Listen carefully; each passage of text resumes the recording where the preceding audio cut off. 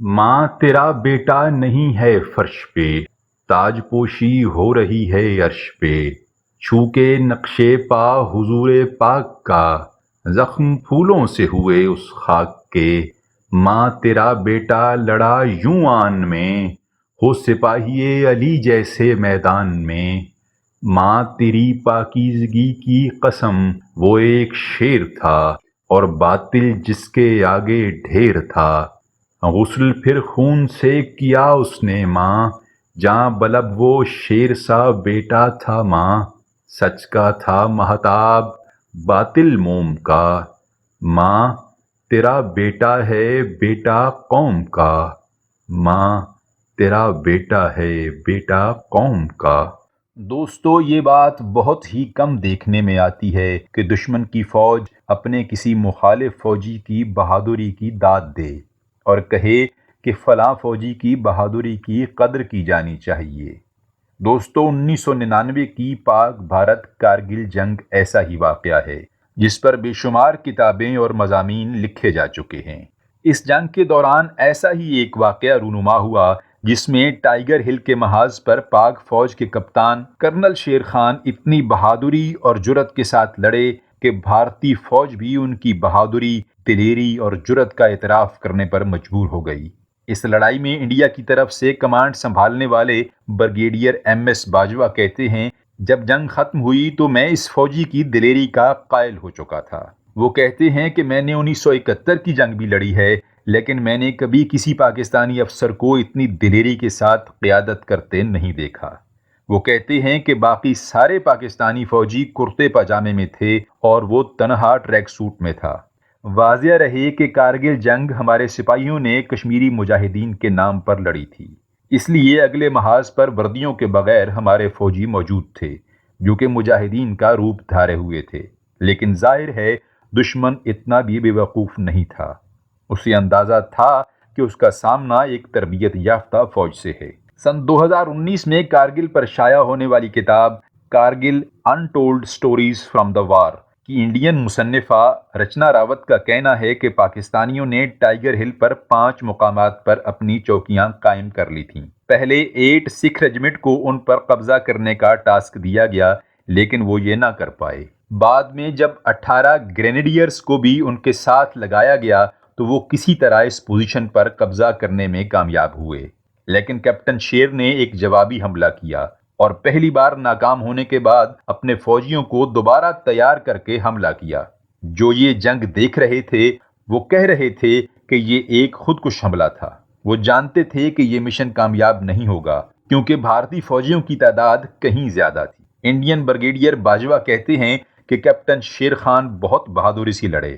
آخر میں ہمارا ایک نوجوان کرپال سنگھ جو کہ زخمی پڑا ہوا تھا، اس نے اچانک اٹھ کر 10 گز کے فاصلے سے ایک برسٹ مارا اور شیر خان کو گرانے میں کامیاب رہا۔ بریگیڈیئر باجوہ کہتے ہیں کہ ہم نے 30 پاکستانی فوجیوں کو وہیں دفنایا، لیکن میں نے پورٹرز بھیج کر کیپٹن کرنل شیر خان کی میت کو نیچے منگوایا اور ہم نے اسے بریگیڈ ہیڈ کوارٹر میں رکھا۔ جب کیپٹن کرنل شیر خان کی میت واپس کی گئی تو ان کی جیب میں بریگیڈیئر باجوہ نے کاغذ کا ایک پرزہ رکھ دیا جس پر لکھا تھا 1 NLI کے کیپٹن کرنل شیر خان انتہائی بہادری اور بے جگری سے لڑے، انہیں ان کا حق دیا جانا چاہیے۔ دوستو، کیپٹن کرنل شیر خان کا تعلق پاک فوج کی سندھ ریجمنٹ سے تھا اور کارگل کی لڑائی میں وہ ناردرن لائٹ انفینٹری سے منسلک تھے۔ کیپٹن کرنل شیر خان صوبہ خیبر پختونخوا کے گاؤں نواں قلی میں پیدا ہوئے تھے۔ ان کے دادا نے کشمیر میں سن 1948 کی جنگ میں حصہ لیا تھا۔ انہیں یونیفارم میں ملبوس فوجی اچھے لگتے تھے، چنانچہ ان کے یہاں جب پوتا پیدا ہوا تو انہوں نے کرنل کا لفظ ان کے نام کا حصہ بنا دیا۔ تاہم اس وقت انہیں اندازہ نہیں تھا کہ اس نام کی وجہ سے ان کے پوتے کی زندگی میں مسائل بھی پیدا ہو سکتے ہیں۔ کارگل پر لکھی گئی کتاب Witness to Blunder Kargil Story Unfolds کے مصنف کرنل اشفاق حسین لکھتے ہیں کہ کرنل لفظ شیر خان کے نام کا حصہ تھا اور وہ اسے بہت فخر سے استعمال کرتے تھے، لیکن کئی بار اس سے کافی مشکلیں پیدا ہو جاتی تھیں۔ جب وہ فون اٹھا کر کہتے تھے لیفٹیننٹ کرنل شیر سپیکنگ تو فون کرنے والا سمجھتا تھا کہ وہ کمانڈنگ افسر سے بات کر رہا ہے اور وہ سر کہنا شروع کر دیتا تھا۔ تب شیر مسکرا کر کہتے تھے کہ وہ لیفٹیننٹ شیر ہیں۔ کرنل شیر نے اکتوبر سن 1992 میں پاک فوج کی کاکول اکیڈمی میں شمولیت اختیار کی تھی۔ جب وہ وہاں پہنچے تو انہوں نے داڑھی رکھی ہوئی تھی۔ انہیں داڑھی صاف کرنے کو کہا گیا تو انہوں نے انکار کر دیا۔ ان کے آخری سیشن میں ان سے دوبارہ کہا گیا کہ آپ کی کارکردگی اچھی رہی ہے، اگر آپ داڑھی صاف کر دیتے ہیں تو آپ کو اچھی پوسٹنگ مل سکتی ہے، لیکن انہوں نے دوبارہ انکار کر دیا۔ اس کے باوجود انہیں بٹالین کوارٹر ماسٹر کی پوزیشن دی گئی۔ فوجی اکیڈمی میں ان کے 1 سال جونیئر کیپٹن علی حسین بتاتے ہیں کہ ان کی انگلش بہت اچھی تھی۔ وہ دوسرے افسروں کے ساتھ اسکریبل کھیلا کرتے تھے اور اکثر جیتتے تھے۔ جوانوں کے ساتھ بھی وہ آسانی سے گھل مل جاتے تھے اور ان کے ساتھ لوڈو کھیلتے تھے۔ کرنل اشفاق حسین لکھتے ہیں کہ کارگل جنگ سے پہلے جنوری 1998 میں کیپٹن شیر خان ڈومیل سیکٹر میں تعینات تھے۔ سردیوں میں جب انڈین فوجی پیچھے چلے جاتے تھے تو وہ چاہتے تھے کہ ان کے ٹھکانے پر قبضہ کر لیں۔ وہ کہتے ہیں کہ ابھی میں اعلیٰ افسران سے اجازت طلب کرنے کے بارے میں سوچ ہی رہا تھا کہ کیپٹن شیر نے اطلاع بھیجی کہ وہ چوٹی پر پہنچ چکے ہیں۔ جب اعلیٰ حکام تک بات پہنچائی گئی اور ہندوستانی چوکی پر قبضہ جاری رکھنے کی اجازت مانگی گئی تو اجازت نہیں دی گئی اور کیپٹن شیر سے واپس آنے کے لیے کہا گیا۔ وہ واپس تو آ گئے لیکن علامتی طور پر ہندوستانیوں کی بہت سی چیزیں، مثلاً انڈین فوجیوں کی وردیاں، دستی بم، وائکر گن کے میگزین، گولیاں اور کچھ سلیپنگ بیگز اٹھا لائے۔ کارگل جنگ کے دوران 4 جولائی 1999 کو کیپٹن شیر کو ٹائیگر ہل پر جانے کے لیے کہا گیا۔ وہاں پاک فوج نے 3 دفاعی لائنیں بنا رکھی تھیں جنہیں کوڈ نمبر 129 اے، بی اور سی دیا گیا تھا۔ انڈین فوجی 129 اے اور بی دفاعی لائن کو کاٹنے میں کامیاب ہو گئے تھے۔ کیپٹن شیر شام کو 6 بجے وہاں پہنچے تھے اور حالات کا جائزہ لینے کے بعد دوسری صبح انہوں نے انڈین فوجیوں پر حملہ کرنے کا منصوبہ بنایا۔ کرنل اشفاق حسین لکھتے ہیں کہ رات کو انہوں نے سارے سپاہیوں کو جمع کیا اور شہادت پر ایک تقریر کی۔ صبح 5 بجے انہوں نے نماز ادا کی اور کیپٹن عمر کے ساتھ حملے پر نکل گئے۔ وہ میجر ہاشم کے ساتھ 129 بی پر ہی تھے کہ انڈین فوجیوں نے جوابی حملہ کر دیا۔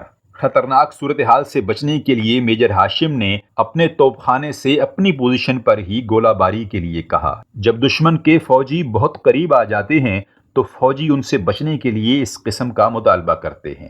کرنل اشفاق حسین لکھتے ہیں کہ ہماری اپنی توپوں کے گولے ان کی چاروں طرف گر رہے تھے۔ پاکستانی اور انڈین جوانوں کی دست بدست لڑائی ہو رہی تھی۔ تبھی ایک انڈین نوجوان کا breast captain colonel Sher Khan کو لگا اور وہ نیچے گر گئے۔ باقی پاکستانی فوجیوں کو تو انڈین فوجیوں نے وہیں دفن کر دیا، لیکن کیپٹن شیر خان کے جسد خاکی کو پہلے سری نگر اور پھر دہلی لے جایا گیا۔ 18 جولائی 1999 کی نصف شب کو ملیر چھاؤنی کے سینکڑوں فوجی کراچی کے بین الاقوامی ہوائی اڈے پہنچ گئے تھے، جنہوں نے کیپٹن کرنل شیر خان کی میت وصول کی۔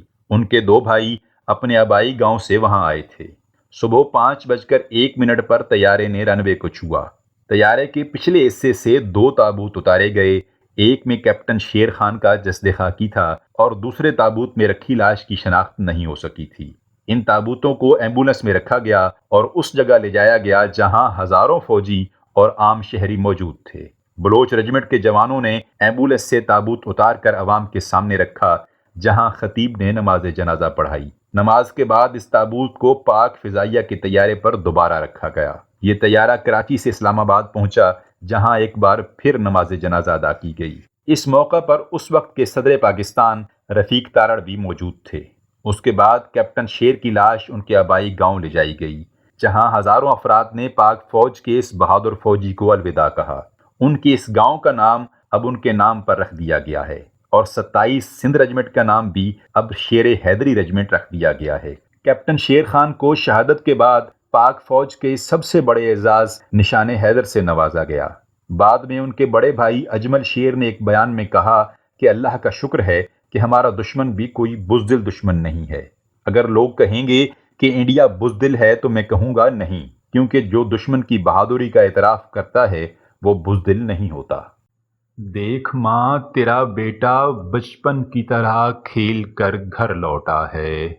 آج فرق صرف اتنا ہے کہ وہ اپنے پاؤں پہ نہیں، یاروں کے کندھے پہ آیا ہے۔